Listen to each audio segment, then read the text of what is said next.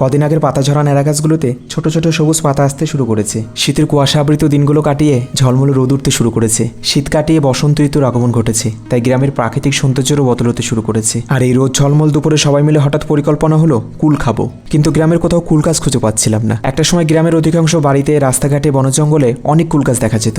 এখন আর আগের মতো কুল গাছ দেখা যায় না। অনেক খোঁজাখুঁজির পর অবশেষে এই বন্ধুর বাড়িতে একটি কুল গাছ খুঁজে পেলাম। যেহেতু শীত শেষ, তাই গাছে খুব বেশি কুল নেই। অনেক খোঁজাখুঁজির পর অল্প কিছু পেলাম। কুল খাওয়াটা বড় বিষয় না, কিন্তু সবাই মিলে এক জায়গা হয়ে গাছ থেকে কুল পাড়া, আড্ডা দেওয়া, মাঠে ঘাটে ঘুরে বেড়ানো, এর মধ্যেই বড় আনন্দ। কুল খাওয়া তো হলো, এবার ভাবলাম অন্য কিছু খেতে হবে, তাই মাঠের মধ্যে দিয়েই হাঁটতে শুরু করলাম। আর এই পিচ্ছি দুটিকে দেখো, মনে আনন্দে স্নান করে যাচ্ছে। ছোটবেলায় আমরাও ঘন্টা পরে ঘন্টা এইভাবে স্যালামিশনের জলে স্নান করতাম, কিন্তু এখন আর হয়ে ওঠে না। অবশেষে এসে পৌঁছালাম এই বাগানটিতে, আর এই বাগানের চারপাশে প্রচুর নারকেল গাছ আছে। ভাবলাম এখান থেকে কয়েকটি ডাব পরে খাবো, কিন্তু গাছগুলো ভীষণ উচ্চ হওয়ায় পারবো কি করে তাই ভাবছিলাম। ছোটবেলা নারকেল পাড়ার জন্য অনেক উঁচু উঁচু গাছে অনায়াসে উঠে যেতাম, কিন্তু এই বয়সে এসে আর গাছে ওঠা সম্ভব নয়। গাছগুলো অনেক উঁচু হবার জন্য বাঁশ দিয়ে নারকেল পাড়ায় খুব সমস্যা হচ্ছিল, কিন্তু অনেক চেষ্টা করে অবশেষে পেরিয়ে ফেললাম। ছোট ছোট 4টে ডাব পেরেছিলাম, আর ডাবের জলগুলো খেতে বেশ মিষ্টি ছিল। আর এত কষ্ট করে যখন কোনো কিছু পাওয়া যায়, সেটা খাবার স্বাদটাই তখন আলাদা হয়। আর এই ডাবের জল খাওয়ার পরে ডাবের মধ্যে যে নরম শ্বাসটা হয়, এটা খেতে বেশ ভালোই লাগে। যাই হোক, আজকে সবাই মিলে দুপুরটা খুব হইচই করে কাটিয়ে দিলাম।